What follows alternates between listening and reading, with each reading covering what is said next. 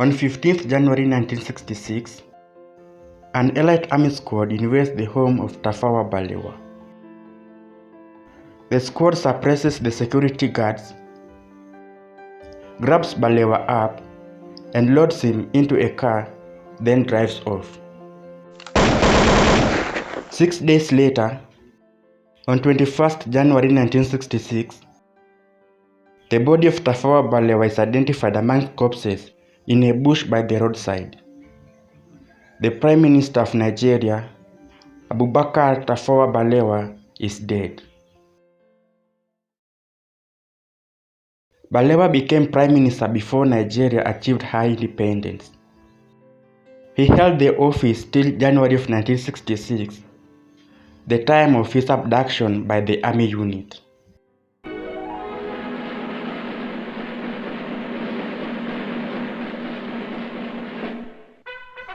Nigeria held her election in 1963, with Nnamdi Azikiwe emerging as the president and Tafawa Balewa as the prime minister.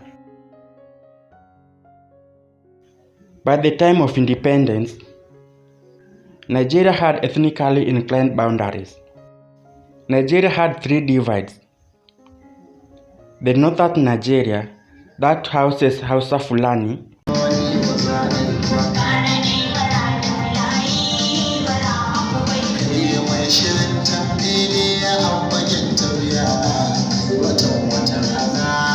the western Nigeria housed Yoruba,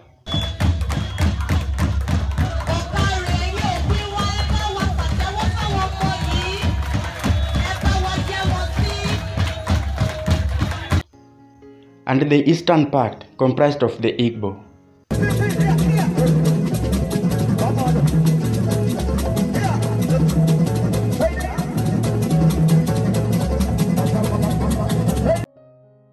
Each divide with an ethnic political party and contrasting ideology. Well, the Igbos are more or less the type of people whose desire is mainly to dominate everybody. If they go to a village, to a town, they want to monopolize everything in that area. If you put them in a labor camp as a laborer, within a year they will try to emerge as headman of that camp. As Nigeria struggled to implant ethnic balance in the governance, the post-independent Africa had its shortcomings, like leadership issues, corruption, and loyalty issues among the political, social, and economic echelons. Also, there lived oppression within the ranks, which itself is adequately natural to spur rebellion and battalion.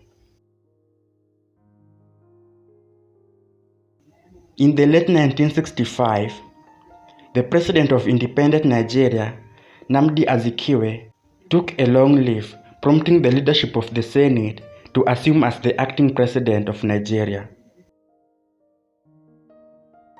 Nnamdi Azikiwe took an extended leave to visit Europe and the Caribbean. His absence from Nigeria left a political vacuum. The ethnic parties could capitalize and lead the nation. Rumors that Yoruba army majors were planning to install a Yoruba as the head of the state surfaced. And on 15th January 1966, a group of Nigeria army officials staged a coup to overthrow the government of Nnamdi Azikiwe and Tafawa Balewa. On the same day, many senior government officials were under arrest. Cabinet ministers, politicians, army majors, lieutenants, and generals were arrested. In the course of the coup, the Nigeria army dissociated themselves from the coup and pledged to instill order in Nigeria. The army commander, Johnson Agui Ironsi, held briefing with the BBC reporter about the state of Nigeria. Later, the President of the Senate, who coupled as the acting president, briefed Nnamdi Azikiwe and culminated to transfer power to the Nigeria Armed Forces. From the information at my disposal, at this time, Azikiwe was still on the leave to Europe and the Caribbean. Power to him as the general officer commanding the armed. The voluntary transfer of power to the armed forces met little resistance from the public. Despite some people campaigning for the transitional government, the time was so tight to give room for any discussion. The army commander, Johnson Agui Ironsi, assumed as the new president of Nigeria. Johnson Ironsi promptly established a Supreme Military Council and suspended the constitution. All existing laws. As the military of Nigeria was counter-attacking the coup plotters, it was predictable the coup lost weight and the coup was falling apart. Until either modified or abrogated. So, the coup plotters executed all they had at hand. But not all.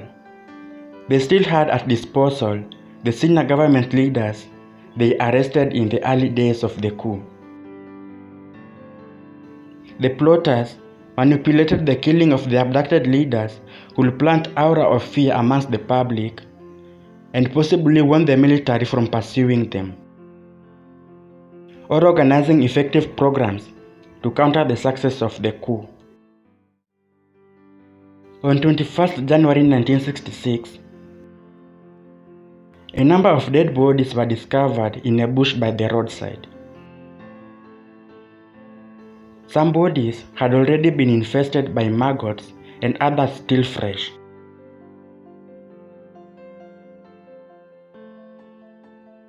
The police confirmed the bodies to be of the Prime Minister, Tafawa Balewa, the leader of the Northern Region, Sir Ahmadu Bello, the Finance Minister, Festus Okotie Ebo, and the leader of the Western Region, Samuel Ladoke Akintola. The act of assassinating Balewa. I wish to make our position plain beyond any matter of doubt as regards the African continent. Bello. Is this policy of filling all key posts in the north solely with northerners and not with other Nigerians a temporary or permanent one? In actual fact, what it is a northerner first. If you can't get a northerner, then we take an expatriate like yourself on contract. If we can't, then we can employ another Nigerian, but on contract too.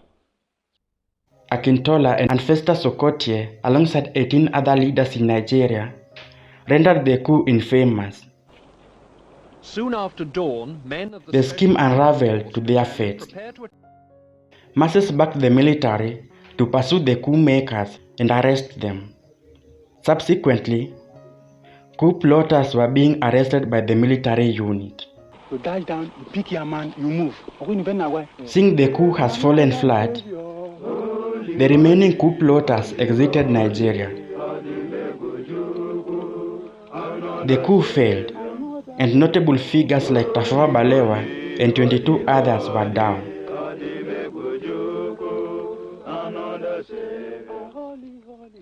In the subsequent months, a commission of inquiry into the January 1966 coup was established, and the commission later published their report findings.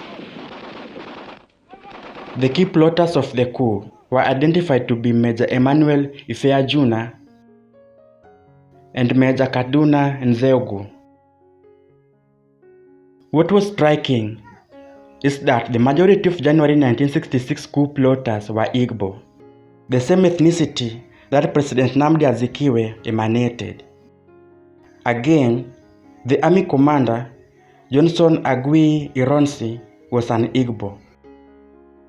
What would have been the probability that the coup happened without their intelligence system knowing? Some reports showed that only one casualty among the 22 deaths during the coup was an Igbo. This brought more speculations, and some schools even argued the January 1966 coup only envisioned to eliminate notable figures who were from competing ethnicities, and that the sole role of the coup was to consolidate power for Igbo. Army Commander Johnson Agui Ironsi then assumed as the president of Nigeria despite the political unrest impacted by the coup. President Ironsi survived few months before being assassinated by Balewa Northerners during insurgency in the response to the casualties of the January 1966 coup. I hope that by our coming together, by our exchanging ideas, and by showing one another mutual respect and understanding, we shall be able to make this world a better place for mankind. Once again, thank you very much. And we shall go back to Nigeria with happy memories of our stay in the United States of America.